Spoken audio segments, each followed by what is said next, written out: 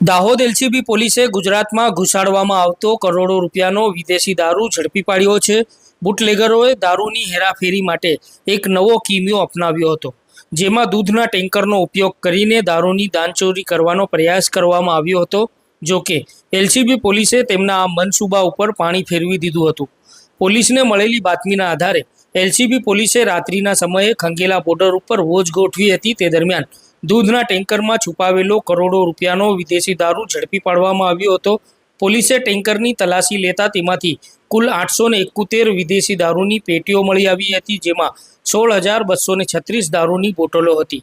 આ દારૂની કિંમત અંદાજે 1,16,11,296 થવા જાય છે। પોલીસે આ મામલે રાજસ્થાનના 2 ખેપિયાઓની ધરપકડ કરી છે। આ કાર્યવાહી દ્વારા ગાંધીના ગુજરાતમાં દારૂની રેલમછેલ અટકાવવામાં પોલીસને મોટી સફળતા મળી છે। જો પોલીસના હાથે આ ટેન્કર ન ઝડપાતું તો આ કરોડો રૂપિયાનો દારૂ ગુજરાતના બજારોમાં પહોંચી ગયો હોત।